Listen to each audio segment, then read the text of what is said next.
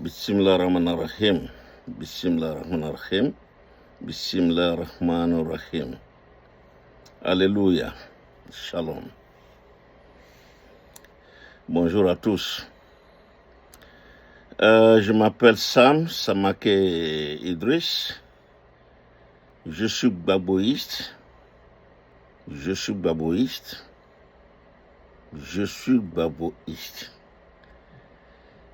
ivoirien. Je suis panafricain. Je suis originaire du nord de la Côte d'Ivoire, précisément d'Odiéné, mais avec plus de précision du village de Samango. Je suis né à Isia, au centre-ouest, lieu de brassage africain, ivoirien, par excellence. Je viens de visionner la conférence de presse où les imams ivoiriens et quelques chrétiens ont fait une déclaration. Je viens de l'écouter attentivement et je suis resté sur ma faim. C'est moi, Sam Idriss Samake ici, qui ai lancé plusieurs fois des appels de nez des pieds aux imams, aux évêques, aux religieux ivoiriens, toutes confessions confondues, et aux rois de Côte d'Ivoire, à nos chefs de canton, chefs de village et à nos majestés. Je leur ai lancé ce cri de cœur, ce cri d'amour pour mon pays, pour qu'ils se réveillent. Et c'est pas à une déclaration simple que j'ai appelé, non. Je n'ai pas appelé à ce qu'ils fassent une déclaration. La déclaration pouvait venir après ce que moi j'ai constaté, que j'ai estimé être le meilleur. C'est quoi? Évêque de Côte d'Ivoire, Monseigneur Coutouin, c'est à toi que je m'adresse et à tes successeurs. Je vous ai dit de rencontrer les majestés, les chefs de village, les chefs de canton, leur association, et ensuite de rencontrer les imams de Côte d'Ivoire. Et de même, j'ai lancé ce cri aussi aux imams et aussi aux majestés. Et de votre rencontre, j'ai suggéré ceci, et je le suggère toujours. Parce que la déclaration que vous avez faite, moi personnellement, c'est pas une bonne déclaration, c'est même pas une déclaration pour moi. Vous n'avez appelé, c'est nos sens. C'est une déclaration nos sens en fait. Je vous ai demandé, le problème est posé. Et qui a la clé ou les clés du problème à main? C'est le président Alassane Dramane Ouattara. Je vous ai demandé d'aller voir le président Alassane Dramane Ouattara. C'est lui qui peut tout décanter et vous le savez. Vous le savez tous et vous le savez très bien. Et vous venez nous pondre une déclaration où la langue de bois est prioritaire. C'est un truc de langue de bois que vous avez dit. Vous n'avez rien dit de bon. Votre déclaration ne veut rien dire pour un Ivoirien. Ne veut rien dire pour un pays en conflit comme la Côte d'Ivoire. Un pays qui est assis sur des braises. Vous n'avez rien dit de bon, chers imams. Vous n'avez rien dit de bon, chers catholiques. Chers chrétiens, comme on vous l'a appelé, musulmans et chrétiens. Les chefs coutumiers n'étaient pas là-dedans. C'est pas en cela que les Ivoiriens s'attendent. Les Ivoiriens s'attendent à ce que vous appelez un chat un chat. Vous avez peur de quoi aujourd'hui, chers évêques? Chers imams, vous avez peur de quoi? Vos ouailles, vos sujets, les gens qui viennent dans vos églises, les gens qui viennent dans vos mosquées, sont suspendus à un fil aujourd'hui. Et au lieu de défendre leur vie, vous venez avec un langage de bois, un langage terne, quelque chose qui ne veut rien dire, pour dire que vous avez fait une déclaration. Vous n'avez rien dit de bon. Fuck you guys, man. Vous n'avez rien dit de bon. Qu'est-ce que vous avez dit? Vous-même réécoutez ce que vous avez dit. Vous n'êtes pas adressé à Alassane Ouattara. Vous parlez du président de la République. Mais Gbagbo aussi a été président de la République. Moi, je peux penser que c'est à Gbagbo. Mais dites son nom. Président Alassane. Mais quelle peur vous avez? Vous avez aussi peur d'Alassane? Vous tremblez tous? Grand frère Djigiba, je suis très étonné. Djigiba dans les années 90. Frère Djigiba, je sais que tu t'es assagi. Je sais que ce n'est pas le Djigiba que nous avons connu. Le Djigiba qui faisait prier les gens au plateau dehors, sur le goudron. Mais ce Djigiba-là n'est que l'ombre de lui-même aujourd'hui, grand frère. Je m'excuse. J'ai beaucoup de respect pour toi. Nous avons apprécié ton langage hier, même quand Oufou était là. Quand Bédi est venu.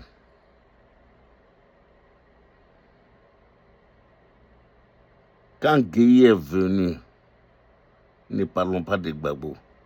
Mais ce Djigiba-là existe toujours.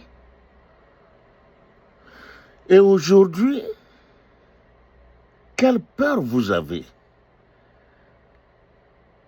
Ils vous effraient tant. On lisait dans leur visage, ils sont tous effrayés. On dirait que Alassane allait envoyer des gens pour les arrêter. Et vous venez nous parler de non-sens. Ce que vous avez dit, vous n'avez rien dit de bon. Il y a un problème qui est posé. Le problème, c'est le 4e mandat d'Alassane Dramane Ouattara. Appelez les choses par leur nom. Dites à Alassane, trop c'est trop. Président, tu ne peux pas faire un 4e mandat. Tu as demandé 5 ans. Tu as eu 5 ans. Bédé t'a donné 5 autres années. Et le cadavre du pauvre Gon Coulibaly t'a donné un 3e mandat. Trop c'est trop. Vous ne pouvez pas le dire. Et vous venez vous asseoir pour dire des sottises pareilles, pour dire des bêtises pareilles. Et vous croyez que les Ivoiriens vont l'avaler? Vous n'avez pas honte? Honte à vous. Shame on you guys. Shame on you guys. Shame on you guys. Honte à vous. Honte à vous. Tous ceux qui étaient là, honte à vous. Vous devriez avoir honte de vous-même. Vous devriez avoir honte de vous appeler religieux. Vous devrez avoir honte de diriger les prières. Vous devrez avoir honte d'aller vous arrêter devant les Ivoiriens pour dire que vous leur montrez le chemin. Vous ne montrez le chemin à personne aujourd'hui.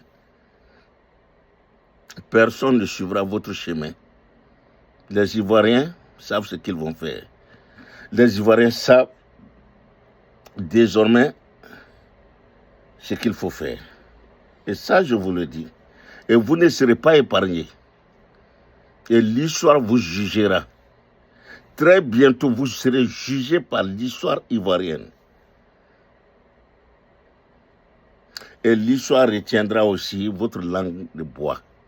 Votre langage de bois dans vos relations, dans vos déclarations. Dans tout ce que vous dites, tout ce que vous faites. L'histoire vous jugera. On a dépassé le stade. Ce que vous devez faire hier ou bien aujourd'hui, il y a 6 mois, les Ivoiriens l'auront compris. Mais aujourd'hui, il ne s'agit plus de ça. Il s'agit de rencontrer le président Alassane, qui a toutes les clés en main. Mais vous n'allez pas vous adresser à Thiam, à l'opposition, à Sorogium, à Gbagbo Laurent, au même titre que vous vous adressez à Alassane. C'est ça la grandeur de Gbagbo. C'est ici qu'on voit la grandeur d'un homme d'État. Gbagbo avait toutes les clés hier dans sa main. Il s'est saisi d'un stylo, un petit stylo, un bic. Il a pris une feuille ou deux feuilles. Il a pris son avion, il est allé voir Thabo Mbeki en Afrique du Sud. Il lui a exposé la situation. Frère, aide-moi. Je ne peux pas déclarer ça dans mon pays. Aide-moi. Et Thabo Mbeki l'a accepté. Mais vous, les guides religieux, et c'est comme ça que vous intercédez. Mais si les gens vous suivent, là, ils vont tous rentrer dans l'enfer. Mais tous ceux qui vous suivent là, c'est l'enfer direct. Vous êtes en train de les diriger vers l'enfer direct. Parce que vous ne dites pas la vérité. Vous ne dites aucune vérité. Aucune vérité. Et vous n'avez aucune sagesse. On ne lit aucune sagesse dans vos déclarations. Et vous vous considérez comme religieux, comme guide religieux? Mon œil. Vous êtes décevants tous. Et l'histoire vous jugera.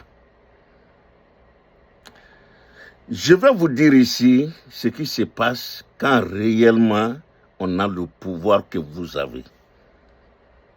Hier au Burkina, je le rappelle, quand Diendéré a pris le pouvoir à la suite de la fuite de Blaise Compaoré,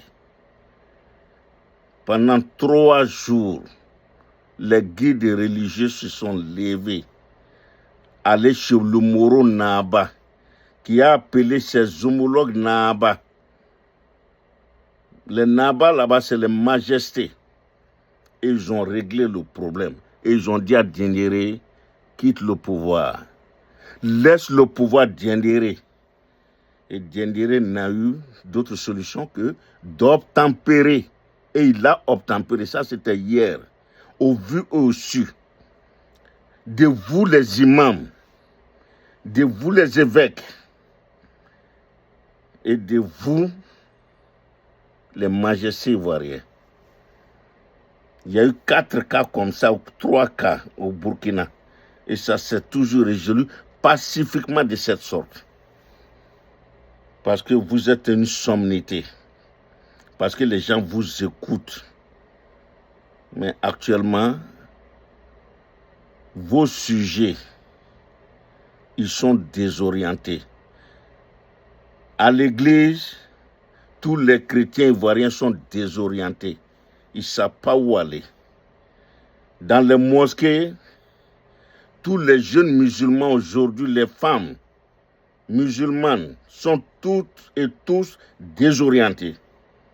Ils ne savent pas à quel sens se vouer. Parce qu'ils sont derrière des gens qui sont peureux. Des gens dont l'argent a gâté la tête. Des gens qui n'ont pas peur de Dieu. Parce que vous n'avez pas peur de Dieu. Si vous avez peur de Dieu, vous n'allez pas venir pondre une telle déclaration. Vous n'allez pas venir parler de cette manière. Honte à vous. Honte à vous. Honte à vous. Vous me direz pourquoi tu es aux États-Unis, tu ne viens pas ici. J'étais là-bas avant de venir ici. Et j'explique toujours mon problème aujourd'hui. Je suis drépanocytaire et je suis presque paralysé. Sinon, je viendrai. J'ai 68 ans. À 68 ans, je ne cours plus derrière la gloire.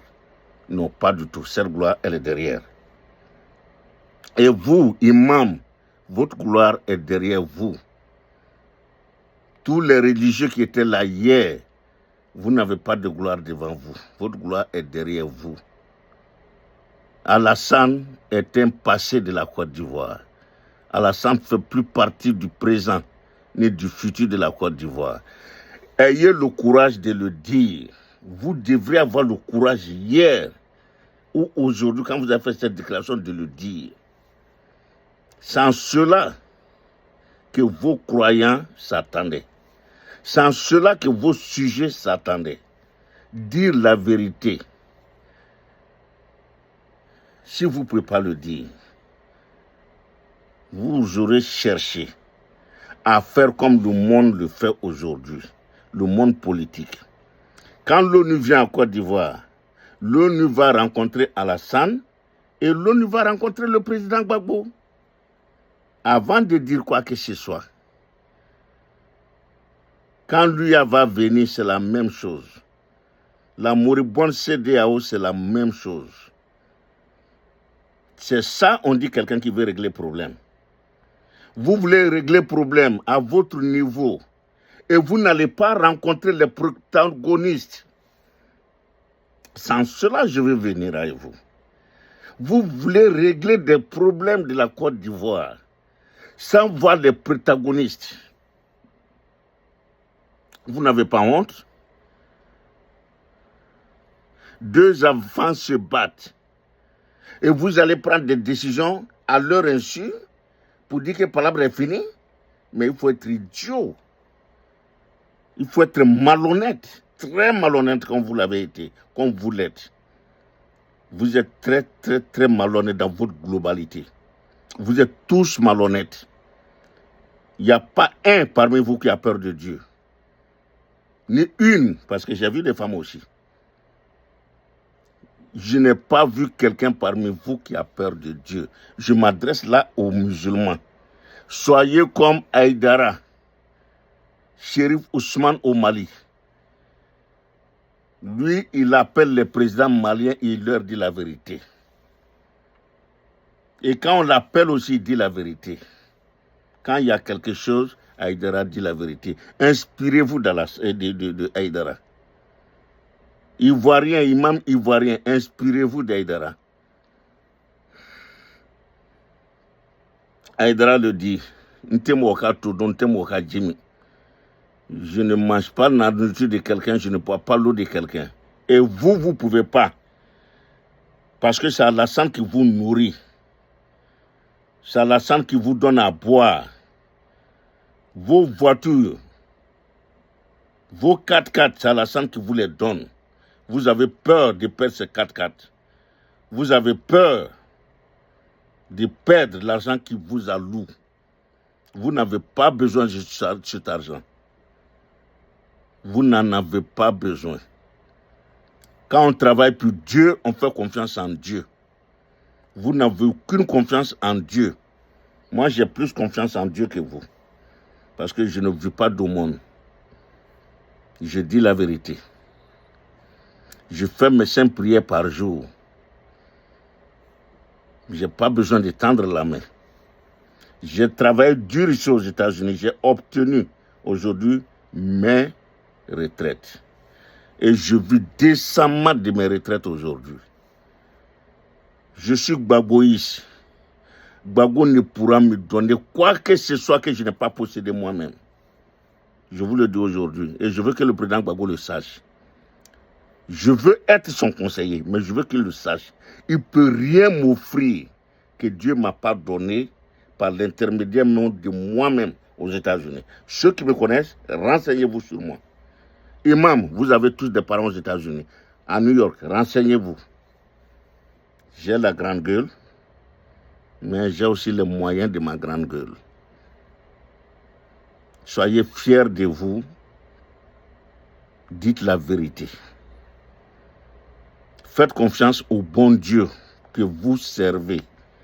Et mon problème avec vous, vous ne servez pas Dieu, vous ne croyez pas en Dieu. Vous servez le Satan. Et le moment viendra où vous serez frappé par le Satan lui-même. Par l'intermédiaire du Satan, vous serez frappé. Et frappé très, très, très fort. Honteusement frappé. Vous le serez. Je le prédis et vous le serez. Parce que ce n'est pas normal. Ce n'est pas normal que vous soyez aussi effrayé du président Alassane Dramane Ouattara. Moi, Alassane ne m'effraie pas. Pourquoi? C'est mon neveu. Je peux lui dire la vérité. Sans le blesser. Sans l'insulter. Mais dites la vérité. Faites la même chose. Vous n'avez pas blessé Alassane. Mais vous êtes en train de blesser l'opposition tous les jours. Vous blessez Gbagbo Laurent tous les jours. Vous blessez Soroguium tous les jours. Vous blessez Tidiam tous les jours. Mais si demain ceux-là viennent au pouvoir, qu'allez-vous dire? Vous allez changer de langage. Et ça, je vous préviens, que Dieu me longue vie, moi, Sam Samake Idriss. Je ferai tirer vos langues et les couper. Je ferai couper vos langues à chacun. Tous ces imams aujourd'hui qui ne disent pas la vérité, demain va venir et vous allez avoir vos barbes avec vos barbes rouges, vos barbes bizarres et venir parler mal de... Non, non, non, vous n'allez même pas essayer. Parce que il y aura aussi d'autres cafres pour vous attendre. Je n'en ferai pas partie, mais il y en aura. Il y en aura. C'est pas normal. Alassane ne doit pas vous effrayer à ce point. C'est un président de la République qui travaille pour nous, qui est censé préparer notre avenir, qui est censé travailler pour nous. Nous pouvons lui dire la vérité. Quand quelqu'un travaille pour toi, il travaille mal. Tu l'appelles et puis tu lui dis, tu aurais dû faire ceci, tu aurais dû faire cela. Si ça ne va pas, bon écoute, va te reposer. Et vous ne pouvez pas dire à Alassane d'aller se reposer? Il a plus de 80 ans et puis il ne peut pas aller se reposer? S'il était dans sa quarantaine, je comprendrais. Mais il a le double, plus du double de 40 ans. Et vous ne pouvez pas lui dire la vérité? À cause des voitures que vous conduisez? À cause des émoluments, ou du moins du salaire que vous avez versé? Oui, je comprends ça. Mais vous servez Dieu. Quand on sert Dieu, on n'a pas peur. Quand on sert Dieu, on est courageux. Quand on sert Dieu, on n'est pas poltron. Quand on sert Dieu, on le sert honnêtement. On le sert dignement. Mais où est votre dignité aujourd'hui? Où se trouve cette dignité que vous avez?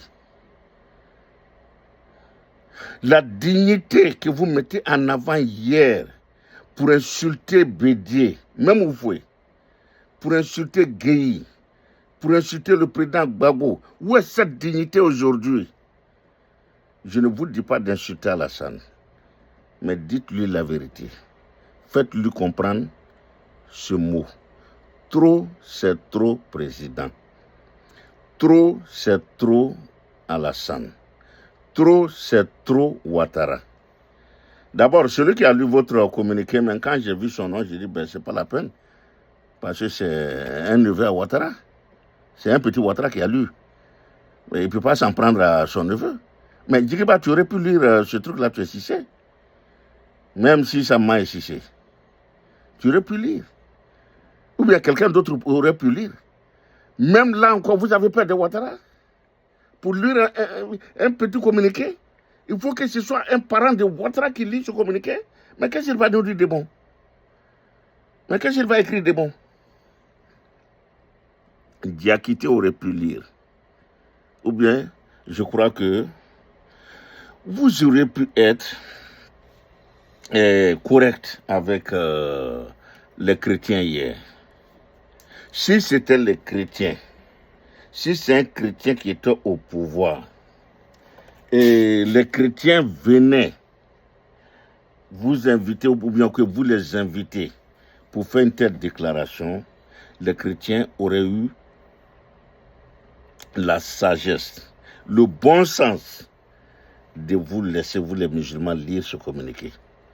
Hier ou aujourd'hui, votre communiqué là, c'est quelqu'un d'autre qui devait le lire, pas un musulman. Cela montre quoi? C'est vous. C'est à prendre ou à laisser. C'est ce que vous avez montré. C'est un chrétien qui devait lire ce truc-là. C'est un chrétien qui devait lire cette déclaration. Et les gens auraient un peu compris. Auraient même fait semblant de comprendre, même s'ils ne sont pas d'accord. Moi, je ne suis pas d'accord. Et je le dis. parce que ce n'est pas normal. Tout ce que vous avez dit, j'ai l'impression que dans le groupe que vous constituez hier, il y a 3 groupes. Il y a un groupe pro-Alassane qui a exigé peut-être même que les mots soient encore plus durs à l'encontre de l'opposition. Le deuxième groupe, c'est l'un des membres de ce deuxième groupe qui a lu hier, qui n'est pas pro-Alassane, qui n'est pas pro-opposition, mais qui a peur, qui est effrayé. Et il y a un troisième groupe qui n'a pas été écouté.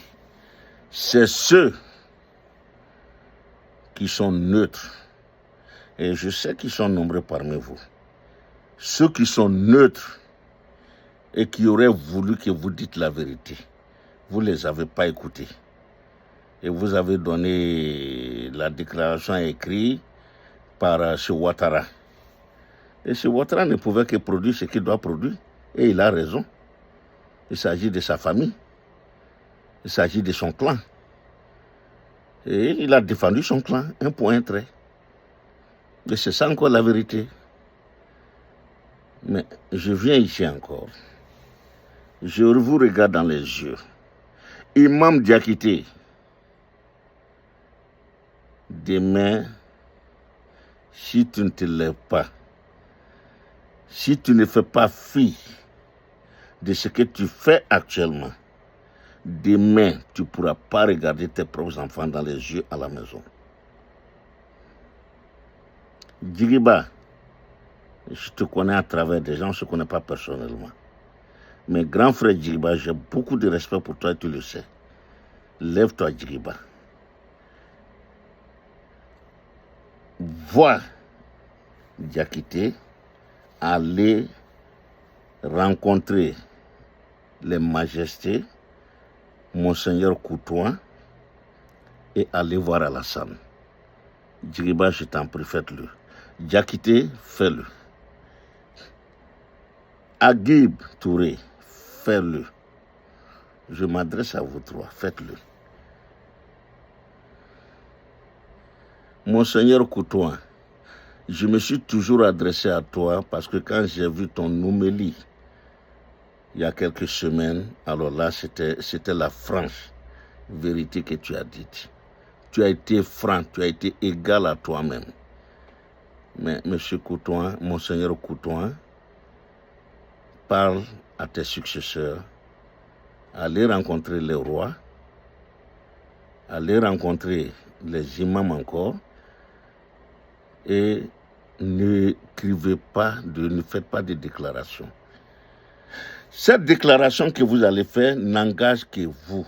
Ça n'engage pas Alassane. Ça n'engage pas Gbagbo, ça n'engage pas Soro, ça n'engage pas Thiam. Mais si vous allez voir Alassane et qu'après vous faites une déclaration, Alassane se verrait engagé. Si vous allez voir le président Gbagbo et à l'issue de cet entretien, vous pondez, vous venez faire une déclaration, cela va engager Gbagbo. Si vous voyez Alassane et vous voyez ensuite Gbagbo, cela va engager les 2 protagonistes importants de la crise ivoirienne. Et cela va vous dédouaner. Et là, quand vous allez faire une déclaration, ça sera une déclaration sincère.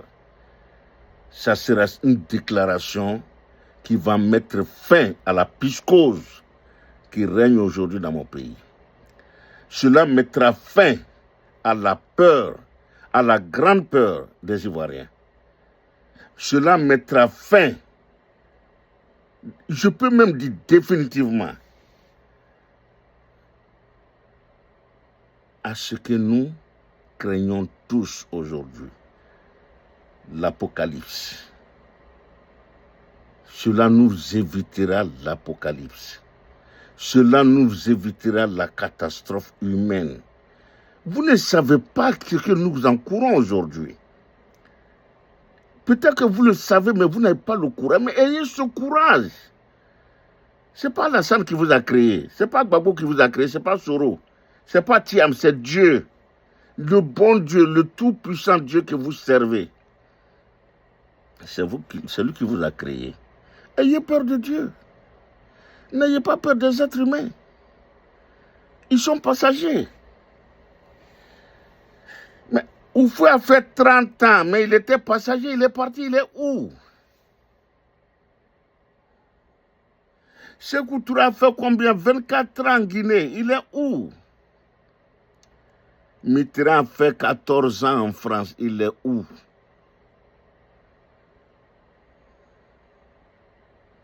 Où il est parti? Blaise qui est à côté d'Alassane là-bas aujourd'hui, qu'Alassane protège, il a fait 37 ans. 37 ou bien 27, il est où? Il est où? Donc, toute politique ou bien, tu as dit tout pouvoir est passager. C'est passager. C'est pas quelque chose de définitif. C'est pas quelque chose qui vous est donné. Il vous est confié pour que vous en fassiez bon usage. Et quand tu fais un bon usage, tu es regretté après. Mais quand tu as fait un mauvais usage, tu rentres dans l'histoire de l'oubli. On t'oublie. Et c'est fini. Donc je vous en prie, Monseigneur Coutoin et tes successeurs, je m'adresse au roi ivoirien, ceux qui sont capables d'approcher les différents rois, approchez-les. Qu'un roi se lève, qu'il invite ses amis. Et ensuite, je peux les trouver, Imam Diakité, Imam Djiriba, Imam Agib Touré. Levez-vous. Il s'agit de votre pays. Nous n'avons qu'un seul pays. Nous n'avons qu'une seule patrie. C'est la Côte d'Ivoire que nous avons en commun.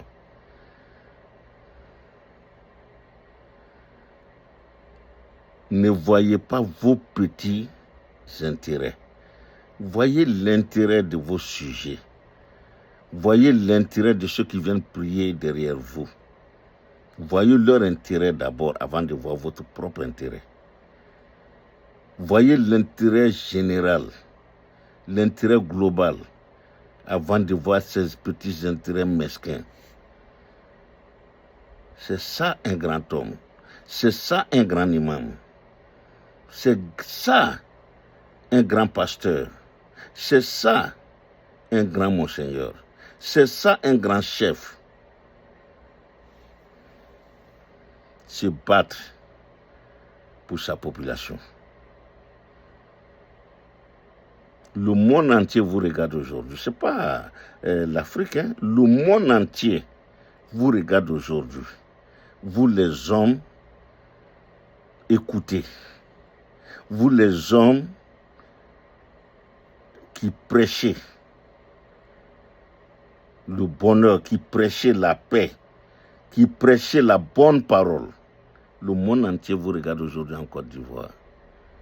Imam, évêque,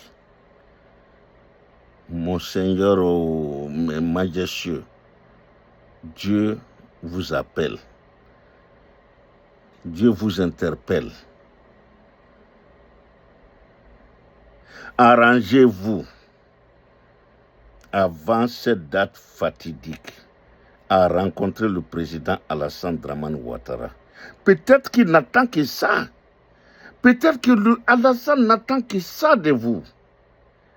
Et je le dis réellement peut-être. Et j'en suis sûr. Alassane n'attend que votre geste aujourd'hui. Et dire, sans vous, si ce n'est pas vous, pour vous, à cause de vous, je laisse tomber. Est-ce que vous le savez? Alassane n'attend que vous. Alassane n'attend que ça de vous.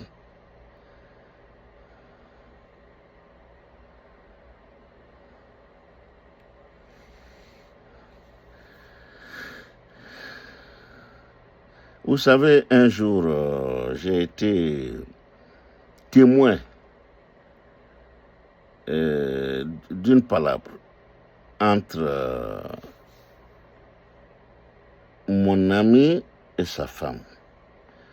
Mon ami que je suis venu, auquel j'allais rendre visite à mon ami en fait. Et il s'est trouvé qu'il se battait avec sa femme dedans, sans témoin.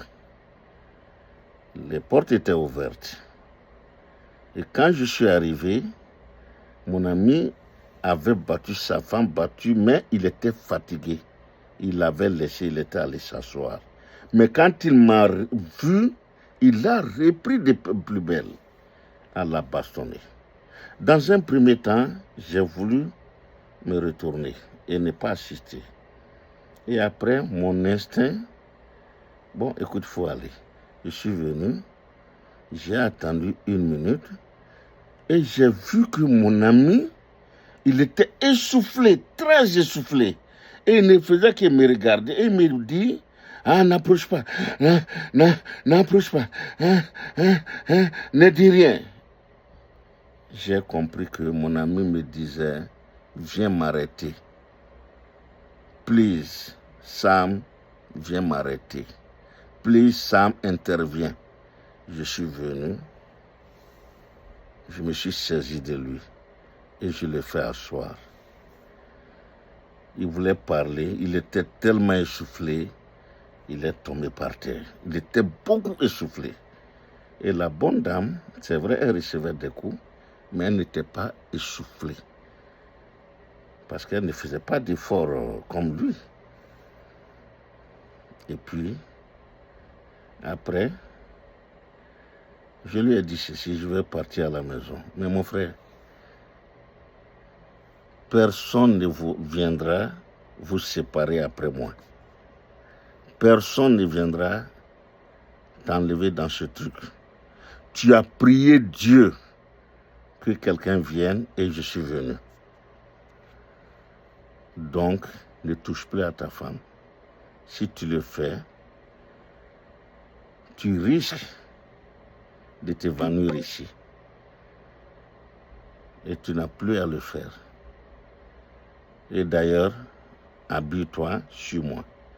Il a porté un de ses gros boubous et il m'a suivi dans ma voiture. Je suis allé m'arrêter quelque part et puis je lui ai dit, tu vois, tu étais essoufflé quand je venais.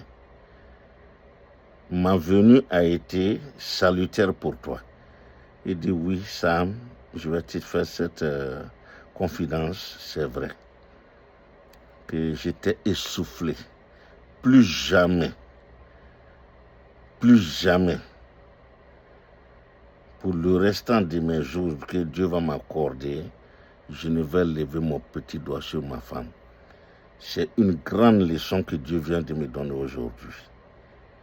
C'est la même chose. Alassane aujourd'hui attend que quelqu'un vienne lui dire, président, retire-toi. Et Alassane attend que ce soit les imams, les évêques, les majestueux qui viennent le lui dire. Et Alassane dira quoi?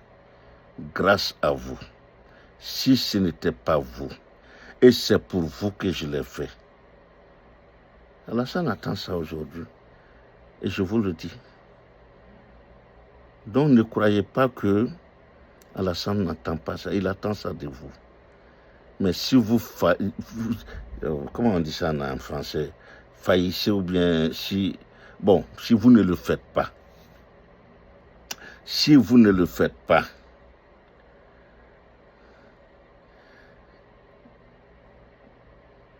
Dieu saura vous récompenser en temps opportun.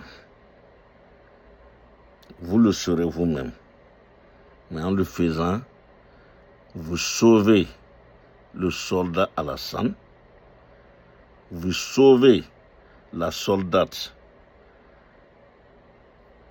Dominique, vous sauvez le soldat Ténébrahima et la soldate Nasséré, vous sauvez beaucoup de soldats en fait. Vous sauvez une armée. Et par extension, vous sauvez toute une nation. Vous sauvez toute une nation. Vous sauvez la nation ivoirienne. Votre nation. Ce pays, seul ce pays que nous avons en partage, seul ce pays que Dieu nous a donné en partage, vous l'aurez sauvé de la catastrophe, de l'apocalypse. Que Dieu vous donne une bonne oreille de m'écouter. Que Dieu vous donne le bon sens d'y penser. Salam alaikum, shalom.